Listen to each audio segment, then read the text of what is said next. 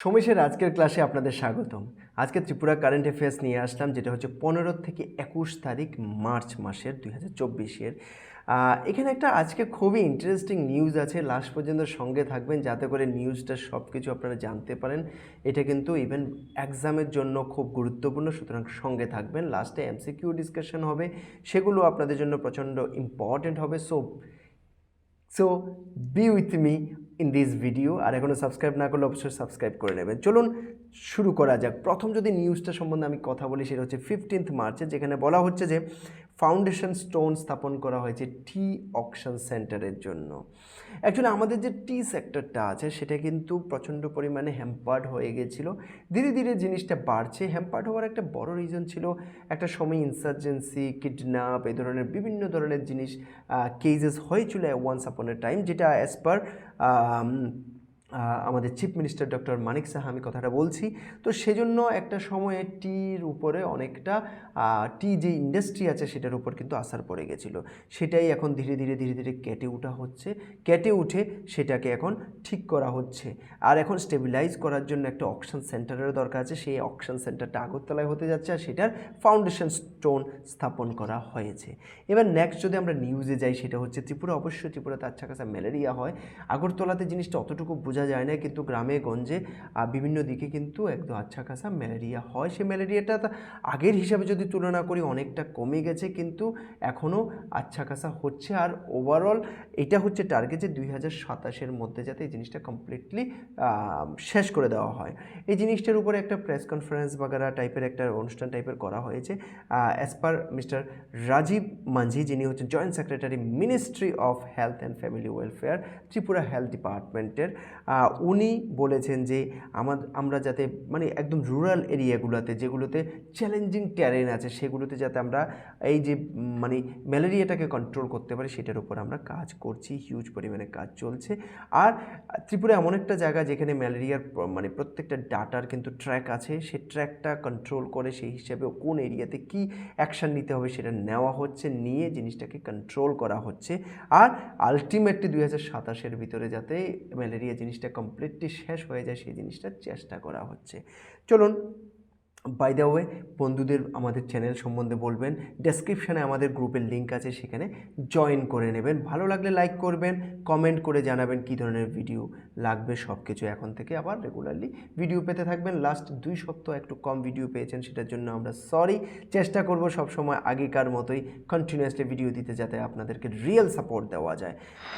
R by the way, TCS, TPS, TPSC, SSC এসব সমস্ত পরীক্ষা ট্যাটের জন্য তো হিউজ অফার চলছে। Just for few weeks, that's all. এরপর আর সেটা থাকবে না। আপনারা আসতে পারেন, ডেমো নোটস দেখতে পারেন, ডেমো ক্লাসেস দেখতে পারেন। You can decide accordingly what you should do after that. Okay, চলুন নেক্সট নিউজটা খুবই ইন্টারেস্টিং, আমার তো খুবই ভালো লেগেছে। এখানে ত্রিপুরার নাম একটু ভালোভাবে না খারাপভাবে জানি না, সবচেয়ে উপরে এসছে, আমি তো বলবো ভালোভাবেই। সেটা হচ্ছে যে ইন্ডিয়ার যদি আমরা পার ক্যাপিটা ফিশ কনজামশন দেখি, আপনাদের প্রশ্ন থাকতে পারে পার ক্যাপিটা জিনিসটা কি। পার ক্যাপিটারে কিচ্ছু নয়। আমার যদি জনগণ 40 লাখ হয়, আমি যদি 40,000 কেজি কোনো একটা জিনিস খাই, তো সেটাকে যদি 40,000 দিয়ে ভাগ করা হয়, যত কেজি আসবে, ধরুন 1 কেজি আসলে, একটা জাস্ট উদাহরণ হিসাবে আমি বলছি। তো সেই 1 কেজিটাকে বলা হয় যে আমরা ওই জিনিসটা 1 কেজি পার ক্যাপিটা খাই।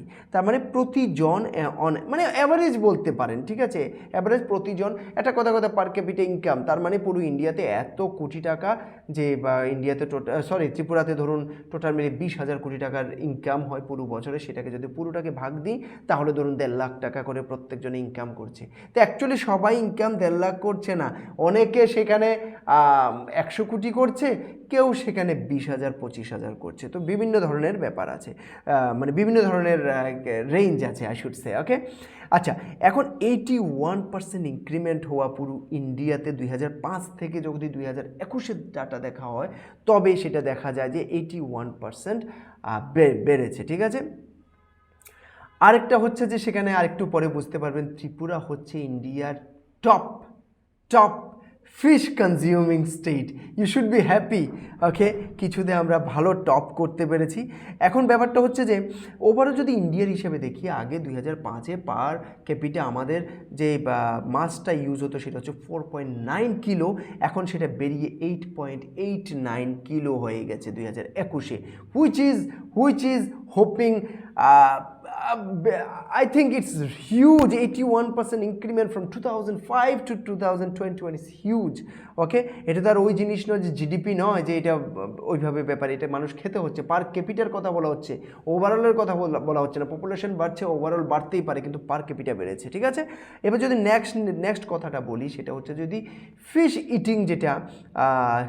ইটিং যে জায়গাগুলো আছে, যে পপুলেশনগুলো আছে, সেখানে 4.9 কেজি আগে ইউজ হতো, সেটা বেড়ে 7.43 কেজি হয়ে গেছে, সেটাও কিন্তু 66% ইনক্রিমেন্ট। তার মানে একটা জিনিস বোঝা যাচ্ছে যে নিউলি মানে ফিশ খাচ্ছেন, ওই জিনিসটাও ইনক্রিমেন্ট হচ্ছে, আবার যেনারা ফিশ অলরেডি খান সেই এরিয়াতে ফিশ খাওয়াটাও বেড়ে যাচ্ছে। এবার বলবেন যে কেন হচ্ছে, জিনিসটার বিভিন্ন কারণ আছে। মানুষের আয় ধীরে ধীরে বাড়ছে। ওভারঅল যদি আমরা পুরো সোসাইটিতে দেখি, ইন্ডিয়ার জিডিপি বাড়ছে মানে অবশ্যই আয় বাড়ছে, নয়তো কোথায় যাচ্ছে টাকাগুলো।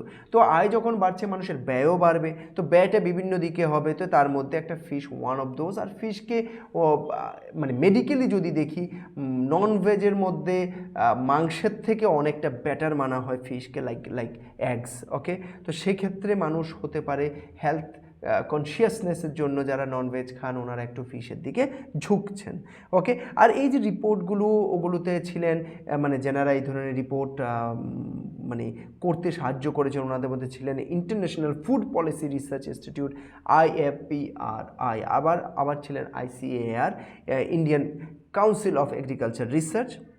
ওনারা 2005, 6, 19, 2021 এসবের ডাটাগুলোকে ওনারা কম্প্যারিজন করেছেন। আরেকটা ব্যাপার হচ্ছে যে ত্রিপুরা হচ্ছে, মানে যদি পার্সেন্টেজ ওয়াইজ দেখা যায়, ত্রিপুরাতে রিসার্চে এটা দেখা গেছে 99.35% লোক ফিশ খান, এটা হচ্ছে পুরো ইন্ডিয়ার মধ্যে হাইয়েস্ট। ওকে, আরেকটা যদি জিনিস দেখা যায়, সবচেয়ে লোয়েস্ট হচ্ছে হরিয়ানা, যেটা হচ্ছে 20.55% লোক শুধু ওনারা খান, কারণ ওইখানে ভেজিটেরিয়ান বেশি, সেই হিসেবে জিনিসটা হয়েছে। আরেকটা যদি জিনিস বলি, যদি উইকলি দেখা হয় ইন্ডিয়াতে কিন্তু আসাম আর ত্রিপুরা মানে কত পার্সেন্ট লোকে উইকলি খান ইয়েটা কি বলে ফিশকে, সেটা হচ্ছে 69% লোক উইকলি খান, সেটা আসাম অ্যান্ড ত্রিপুরা যুগ্মভাবে আই শুড সে টপ করেছেন।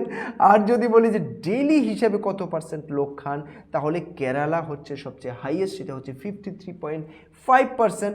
আরেকটা হচ্ছে যদি বলি যে মানে এরপরে কে আছে, তো গোয়া আছে, সেটা 36.2% লোক সেখানে ডেলি বেসিসে ফিশ খান।